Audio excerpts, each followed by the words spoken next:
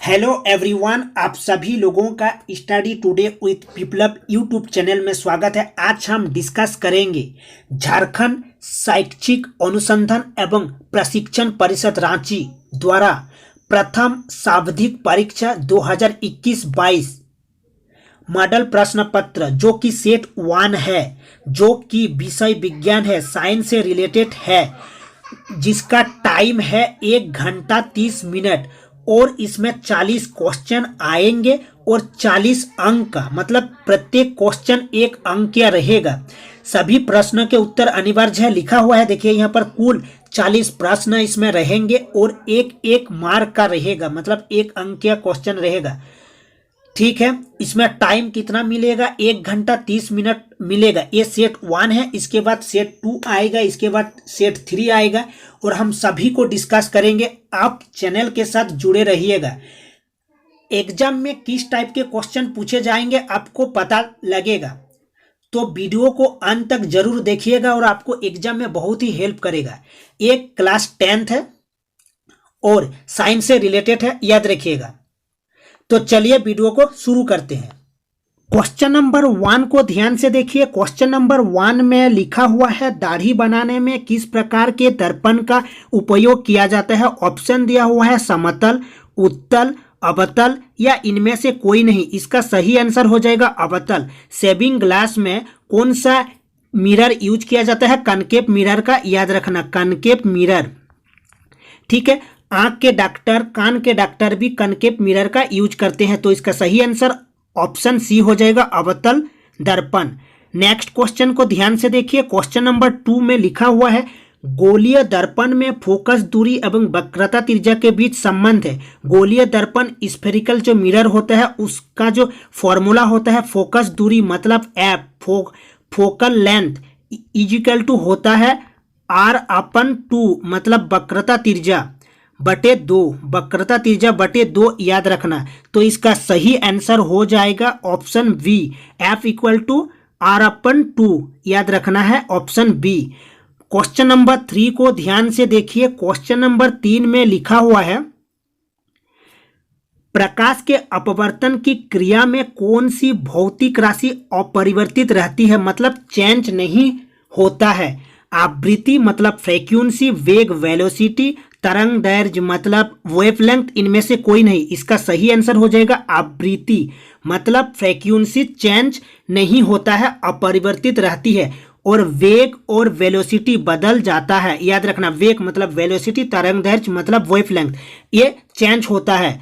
तो question number 4 को ध्यान से देखिए। क्वेश्चन नंबर 4 में लिखा हुआ है, अवतल दर्पण से परावर्तन के बाद किरण किस बिंदु से होकर गुजरेगी? इसका सही आंसर हो जाएगा एफ से गुजरेगी, सी नहीं होगा, ऑप्शन सी भी नहीं होगा, मतलब पी नहीं होगा, सी और एफ के बीच ए भी नहीं होगा, तो इसका सही आंसर हो जाएगा एफ, याद रखिएगा।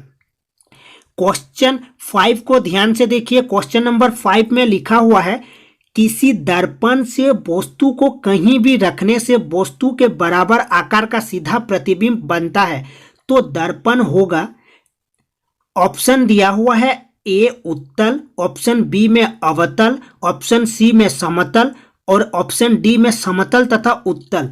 तो इसका सही आंसर हो जाएगा समतल, मतलब प्लान मिरर जो होता है, याद रखना है।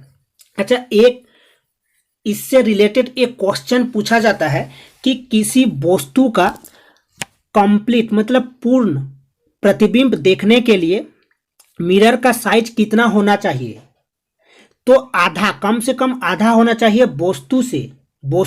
वस्तु का हाइट मान लीजिए 20 है, तो मिरर का उसका कम से कम आधा होना चाहिए कंप्लीट इमेज देखने के लिए। तो नेक्स्ट क्वेश्चन देखिए। क्वेश्चन नंबर 6 में लिखा हुआ है, प्रकाश के अपवर्तन के कितने नियम है? प्रकाश के अपवर्तन के कितने नियम है? 2। इसका सही आंसर हो जाएगा 2, याद रखना है। क्वेश्चन नंबर 7 को ध्यान से देखिए। क्वेश्चन नंबर 7 में लिखा हुआ है, किसी गोलीय दर्पण की वक्रता त्रिज्या 50 सेंटीमीटर है। वक्रता त्रिज्या मतलब R= दिया हुआ है 50 सेंटीमीटर, तो उसकी फोकस दूरी होगी, तो F= क्या होता है? R/2 होता है, तो R दिया हुआ है 50, वक्रता त्रिज्या 2 से डिवाइडेड अगर कर देंगे तो इसका सही आंसर हो जाएगा 25 सेंटीमीटर, 25 सेंटीमीटर। नेक्स्ट देखिए क्वेश्चन नंबर 8 में लिखा हुआ है 1 मीटर फोकस दूरी वाले उत्तल लेंस की क्षमता होगी। 1 मीटर फोकस दूरी वाले उत्तल लेंस की क्षमता होगी P इजिकल टू क्या होता है 1 बटे में F होता है, F फोकल लेंथ होता है, याद रखना। और ये डायप्टर में होता है, याद रखना। और डायप्टर क्या होता है पर मीटर होता है, पर मीटर मतलब ये देखिए पर मीटर डायप्टर होता है, याद रखना है। तो इसका सही आंसर हो जाएगा 1 डायप्टर, याद रखना है, क्योंकि 1 मीटर फोकस दूरी वाले उत्तल लेंस की क्षमता P इक्वल टू 1 बटे 1 मतलब 1 डायप्टर हो जाएगा। नेक्स्ट देखिए क्वेश्चन नंबर 9। क्वेश्चन नंबर 9 में लिखा हुआ है किसी उत्तल लेंस की फोकस दूरी हमेशा होती है। उत्तल लेंस की पॉजिटिव होगा, नेगेटिव होगा, या जीरो होगा, या अनंत होगा। तो इसका सही आंसर हो जाएगा पॉजिटिव। उत्तल लेंस की फोकस दूरी हमेशा होती है पॉजिटिव और अवतल लेंस की फोकस दूरी हमेशा होती है नेगेटिव। क्वेश्चन नंबर 10 को देखिए, 10 में लिखा हुआ है प्रकाश का वेग न्यूनतम होता है निर्वात में, जल में, वायु में या कांच में। देखिए निर्वात में कितना होता है 3 × 10⁸ मीटर पर सेकेंड, ये भी याद रखिएगा मीटर पर सेकेंड। और जल में कितना होता है, जल में होता है 2.25 × 10⁸ मीटर पर सेकेंड। और कांच में होता है 2 × 10⁸ मीटर पर सेकेंड। तो इसका सही आंसर हो जाएगा कांच, ठीक है। न्यूनतम पूछा है। नेक्स्ट देखिए क्वेश्चन नंबर 11 में लिखा हुआ है 4D क्षमता वाले अवतल लेंस की फोकस दूरी होगी।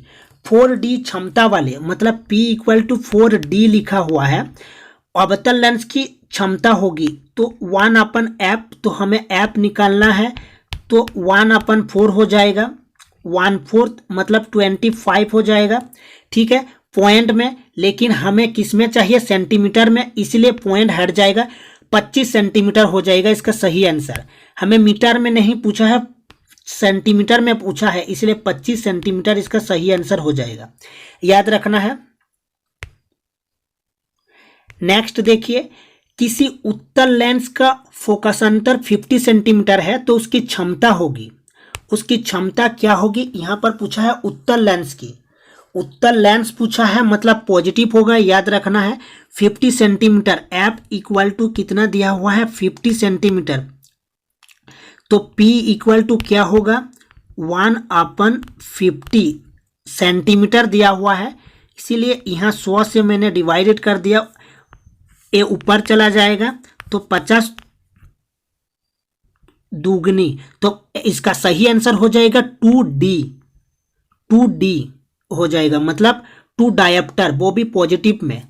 तो नेक्स्ट देखिए प्रकाश का वेग सर्वाधिक होगा, प्रकाश का वेग सर्वाधिक होगा किसमें, प्रकाश का वेग सर्वाधिक होगा अभी हमने डिस्कस किए, कांच नहीं होगा, पानी में नहीं होगा, हवा में नहीं होगा, निर्वात वैक्यूम। इसका वैल्यू कितना होता है 3 × 10⁸ मीटर पर सेकेंड, याद रखना है। तो नेक्स्ट क्वेश्चन को देखिए, नेक्स्ट क्वेश्चन में लिखा हुआ है दिए गए प्रक्रम में कौन ऊष्माक्षेपी है। क्वेश्चन नंबर 14, ऊष्माक्षेपी कौन सा है, श्वसन होगा, ऑप्शन बी में पाचन, सी उत्सर्जन या संवहन। देखिए इसका सही आंसर हो जाएगा श्वसन, याद रखना श्वसन। क्योंकि क्या होता है श्वसन मतलब भोजन में उपस्थित कार्बोहाइड्रेट टूटकर ग्लूकोज बनता है, याद रखना। जो कार्बोहाइड्रेट है वो ब्रेक होकर क्या बनता है ग्लूकोज बनता है, याद रखना है। और ग्लूकोज ऑक्सीजन से मिलकर हमें ऊर्जा देता है, अर्थात श्वसन अभिक्रिया में ऊर्जा निकलती है, तो श्वसन हो जाएगा इसका सही आंसर। ऊष्माक्षेपी पूछा है।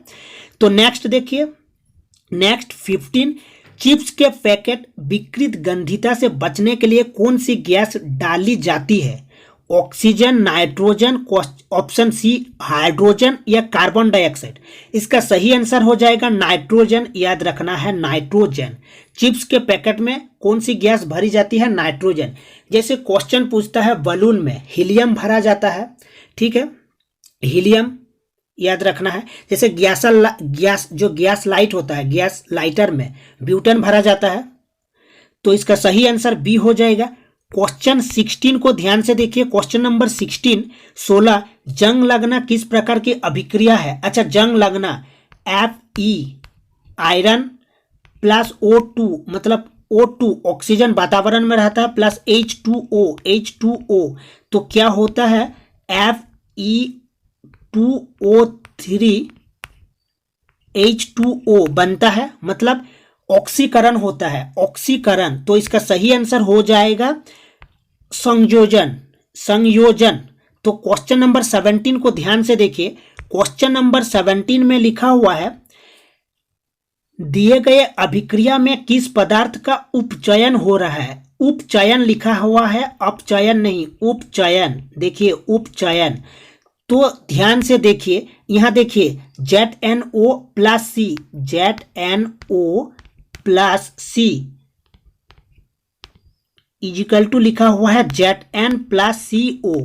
तो देखिए C से क्या बना? CO मतलब ऑक्सीकरण हुआ, इसका ऑक्सीकरण हुआ मतलब उपचयन हुआ, तो इसका सही आंसर हो जाएगा C।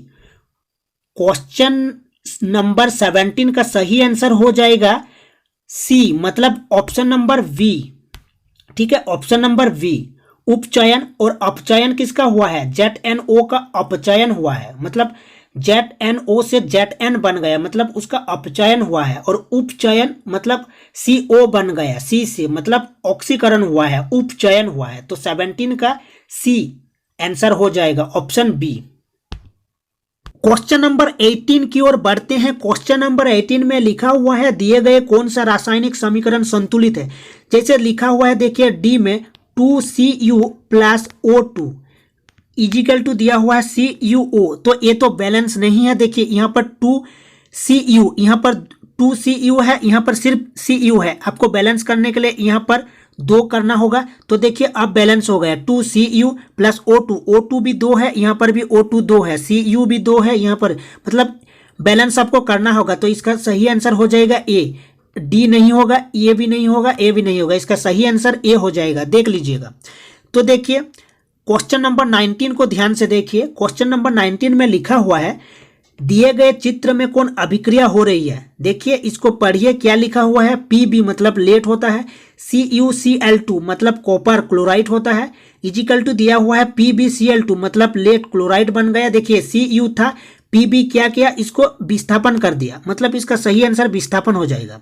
क्योंकि देखिए Pb उसके बाद H होता है, उसके बाद क्या होता है? PbH, उसके बाद Cu होता है, उसके बाद Hg होता है। ठीक है, मतलब Pb अधिक सक्रिय है, जिसके चलते वो क्या किया? कॉपर को डिस्प्लेसमेंट कर दिया और PbCl2 बन गया, मतलब लेट क्लोराइड बन गया, मतलब इसका सही आंसर विस्थापन हो जाएगा। नेक्स्ट देखिए 20, क्वेश्चन नंबर 20 में क्या लिखा हुआ है, दिए गए पदार्थ में कौन गंधीय सूचक की तरह व्यवहार करता है? हल्दी ऑप्शन में दिया हुआ है, लिटमस, चाइना रोज या प्याज। इसका सही आंसर हो जाएगा प्याज। इसका परिभाषा क्या होता है? गंधीय सूचक जिन पदार्थों की गंध अम्लीय या क्षारकीय माध्यम में बदल जाती है, जैसे बारीक कटी प्याज, लौंग का तेल, ये सब। तो नेक्स्ट देखिए 21 में लिखा हुआ है, हड्डियों को जोड़ने के लिए डॉक्टर किस लवण का प्रयोग करता है? किस लवण का प्रयोग करता है हड्डियों को जोड़ने के लिए? आप देखे हैं प्लास्टर ऑफ पेरिस। ठीक है, तो इसका सही आंसर ऑप्शन नंबर डी हो जाएगा, प्लास्टर ऑफ पेरिस। याद रखना, प्लास्टर ऑफ पेरिस का फॉर्मूला क्या होता है, जो एग्जाम में पूछा जाता है। प्लास्टर ऑफ पेरिस का फॉर्मूला होता है CaSO4 calcium sulphate hemihydrate half H2O, calcium sulphate hemihydrate. ठीक है, जिप्सम का भी याद रखना, calcium sulphate dihydrate CaSO4 2H2O gypsum का होता है। तो इसका सही आंसर डी हो जाएगा, ऑप्शन नंबर डी। 22 को ध्यान से देखिए। 22 में लिखा हुआ है, विरंजक चूर्ण का सूत्र। चलिए विरंजक चूर्ण का सूत्र क्या होता है? कैल्शियम ऑक्सीक्लोराइड Ca क्या होता है? कैल्शियम ऑक्सीक्लोराइड होता है CaOCl2। CaOCl2, option C calcium oxychloride, याद रखना है कैल्शियम ऑक्सीक्लोराइड, ठीक है, कैल्शियम ऑक्सीक्लोराइड, क्लोराइड, ठीक है। तो नेक्स्ट देखिए क्वेश्चन नंबर नेक्स्ट कौन सा है, 23 में इस चित्र में कौन अभिक्रिया हो रही है। क्वेश्चन नंबर 23 को, इस चित्र को ध्यान से देखिए, कौन सा अभिक्रिया हो रही है, संयोजन, वियोजन, द्विविस्थापन या विस्थापन नहीं होगा, द्विविस्थापन भी नहीं होगा, कौन सा हो रहा है आप बताइए, वियोजन या संयोजन। नेक्स्ट देखिए 24, क्वेश्चन नंबर 24 में लिखा हुआ है टमाटर में कौन सा अम्ल पाया जाता है। देखिए टमाटर में कौन सा अम्ल पाया जाता है, एसिटिक अम्ल तो नहीं होगा। जो एसिटिक एसिड कहाँ पर पाया जाता है, विनेगर में, CH3COOH उसका फॉर्मूला होता है, तो ये नहीं होगा। साइट्रिक एसिड खट्टे फलों में पाया जाता है, ठीक है, खट्टे फलों में जैसे नींबू हो गया। लैक्टिक एसिड दूध में पाया जाता है या ब्यूटरिक एसिड, ठीक है, तो इसका सही आंसर ऑक्जेलिक एसिड, मतलब टमाटर में पाया जाता है ऑक्जेलिक एसिड। तो इसका सही आंसर हो जाएगा टमाटर में कौन सा अम्ल पाया जाता है, ऑक्जेलिक एसिड। नेक्स्ट क्वेश्चन देखिए 25 में क्या लिखा हुआ है, तोनुकरण प्रक्रिया में होती है। तोनुकरण प्रक्रिया में क्या होती है, मतलब जल में अम्ल या क्षारक मिलाने पर आयन की सांद्रता H3O+ या OH- में प्रति इकाई आयतन में कमी हो जाती है। तो जिसमें कमी होगा वही आंसर हो जाएगा। देखिए यह तो वृद्धि हो रहा है, ये नहीं होगा, OH- के सांद्रता में वृद्धि, ये भी नहीं होगा। ऑप्शन सी को देखिए, H+OH- आयन के सांद्रता में कमी, तो इसका सही आंसर हो जाएगा ऑप्शन नंबर सी, ठीक है, तोनुकरण मतलब कमी होगा। नेक्स्ट देखिए 26, क्वेश्चन नंबर 26 में क्या लिखा हुआ है, निम्नलिखित में कौन प्रकाशीय वियोजन का उदाहरण है। प्रकाशीय वियोजन का उदाहरण है, ठीक है। तो देखिए प्रकाशीय वियोजन, ऑप्शन नंबर ए सही आंसर हो जाएगा। प्रकाशीय वियोजन, यहाँ पर सूर्य का प्रकाश से वियोजन हो रहा है, देखिए ऑप्शन नंबर ए हो जाएगा, ठीक है। ऑप्शन को ध्यान से देखिएगा। 27, क्वेश्चन नंबर 27 को ध्यान से देखिए। क्वेश्चन नंबर 27 में लिखा हुआ है, अमीबा अपने किस अंग से भोजन ग्रहण करता है। मुंह से ऑप्शन दिया हुआ है, केंद्रक से, कूटपाद से या खाद्य रिक्तिका से। देखिए अमीबा अपने किस अंग से भोजन ग्रहण करता है, कूटपाद से। अमीबा क्या करता है, मान लीजिए एक खाना है, ठीक है, इस खाना को ऐसे कूटपाद से घेर लेता है, ठीक है, ऐसे कूटपाद से घेर लेता है, याद रखना है। तो इसका सही आंसर हो जाएगा ऑप्शन नंबर सी, कूटपाद। अमीबा अपने किस अंग से भोजन ग्रहण करता है, कूटपाद। नेक्स्ट देखिए 28, क्वेश्चन नंबर 28 में लिखा हुआ है, पाचन प्रक्रिया में वसा का इमल्सीकरण कौन करता है। इमल्सीकरण कौन करता है, हाइड्रोक्लोरिक अम्ल HCl जो होता है, ये नहीं होगा। श्लेष्मा, पेप्सिन या पीत, पीत हो जाएगा इसका सही आंसर। क्या हो जाएगा, पीत। पीत, bile is produced by liver, ये भी याद रखना है, ठीक है। तो इसका सही आंसर हो जाएगा ऑप्शन नंबर डी, पीत। तो नेक्स्ट देखिए 29, क्वेश्चन नंबर 29 में लिखा हुआ है, निम्नलिखित में किस जीव में स्वपोषी पोषण होता है। अच्छा, स्वपोषी पोषण होता है किस जीव में, तो ऑप्शन देखिए, अमरबेल, कवक, अमीबा, आम। तो देखिए स्वपोषी पोषण मतलब हरे पौधों में होता है, क्लोरोफिल होता है, फोटोसिंथेसिस के माध्यम से अपना खाना बनाते हैं, तो इसका सही आंसर हो जाएगा आम, ठीक है, आम स्वपोषी पूछा है। तो नेक्स्ट देखिए क्वेश्चन नंबर 30, मानव हृदय में कितने कोष्ठ होते हैं, जो चेंबर होते हैं हार्ट में, हृदय में कितना होता है, 4। मानव हृदय में कितने चेंबर होते हैं, जो कोष्ठ होते हैं, 4। जैसे मछली में कितना होता है, 2 होता है, मेंढक में 3 होता है, ठीक है। नेक्स्ट देखिए क्वेश्चन नंबर 31, क्वेश्चन नंबर 31 में श्वसन वर्णक किसे कहते हैं। श्वसन वर्णक किसे कहते हैं, क्लोरोफिल, ऑप्शन दिया हुआ है, हीमोग्लोबिन, श्वेत रक्त कणिकाएं जो WBC होता है, और प्लेटलेट्स। तो इसका सही आंसर हो जाएगा हीमोग्लोबिन। इसका सही आंसर कौन सा हो जाएगा, हीमोग्लोबिन, क्योंकि हीमोग्लोबिन क्या करता है, पूरे शरीर में ऑक्सीजन को ट्रांसपोर्ट करता है। आपको याद रखना है, हीमोग्लोबिन क्या करता है, पूरे शरीर में ऑक्सीजन को ट्रांसपोर्ट करता है, याद रखना है। हीमोग्लोबिन रेड कलर प्रोवाइड करता है जो रक्त होता है उसको, और ऑक्सीजन प्लस हीमोग्लोबिन मिलकर ऑक्सी हीमोग्लोबिन बनाता है, ये भी आपको याद रखना है। तो इसका सही आंसर हो जाएगा हीमोग्लोबिन, ठीक है, क्योंकि ऑक्सीजन के साथ हीमोग्लोबिन ऑक्सी हीमोग्लोबिन बनाता है और पूरे शरीर में क्या करता है, ऑक्सीजन को ट्रांसपोर्ट करता है। तो क्वेश्चन नंबर 32 को ध्यान से देखिए, उत्सर्जन तंत्र की क्रियात्मक इकाई क्या है, nephron. Nephron structural and functional unit of kidney कौन सा होता है, ब्रिकानु, मतलब नेफ्रॉन। इसका सही आंसर ऑप्शन सी हो जाएगा। तो देखिए नेक्स्ट क्वेश्चन में लिखा हुआ है, वृक्क की जो किडनी होता है, वृक्क की क्रियाशीलता कम होने पर रक्त को शरीर से बाहर निकलकर छानने की प्रक्रिया क्या कहलाती है। जब किडनी खराब होता है तो डायलिसिस किया जाता है, याद रखना है, अपोहन याद रखना, मूत्र का बनना नहीं होगा, विसरण नहीं होगा, ठीक है। अपोहन जब किडनी खराब होता है क्या होता है, डायलिसिस कराया जाता है। और याद रखना आपको, जैसे हृदय में जो विकार होता है उसको पता लगाने के लिए क्या किया जाता है, ईसीजी, ये भी याद रखना है, इलेक्ट्रोकार्डियोग्राम, ईसीजी। नेक्स्ट क्वेश्चन देखिए, क्वेश्चन नंबर 34 को देखिए, 34, जनन की मूल घटना क्या है। जनन की मूल घटना क्या है, युग्मक का बनना, ऑप्शन बी युग्मनज का बनना, ऑप्शन सी डीएनए की प्रतिकृति बनना, डी भ्रूण का बनना। इसका सही आंसर हो जाएगा डीएनए की प्रतिकृति बनना। डीएनए का फुल फॉर्म भी एग्जाम में पूछा जाता है, deoxyribonucleic acid, deoxyribonucleic acid. RNA भी एग्जाम में पूछा जाता है, राइबोन्यूक्लिक एसिड। तो इसका सही आंसर हो जाएगा डीएनए की प्रतिकृति बनना। क्वेश्चन नंबर 35 में एक चित्र दिया हुआ है, तो इस चित्र में किस प्रकार का जनन को दर्शाता है, देखिए बहुखंडन, इसका सही आंसर हो जाएगा बहुखंडन। इस चित्र को देखिए। नेक्स्ट देखिए, क्वेश्चन नंबर 36 में लिखा हुआ है, नर युग्मक तथा मादा युग्मक के संलयन को क्या कहते हैं। निषेचन होगा, परागन होगा, अंकुरन होगा या संलयन होगा। इसका सही आंसर हो जाएगा निषेचन।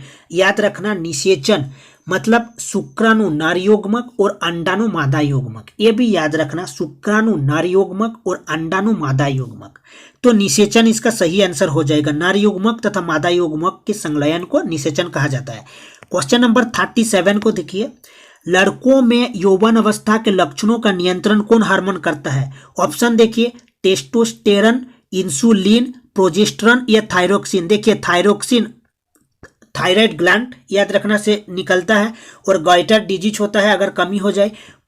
इंसुलिन डायबिटीज, तो इसका सही आंसर टेस्टोस्टेरॉन हो जाएगा, टेस्टोस्टेरॉन याद रखना है, ठीक है।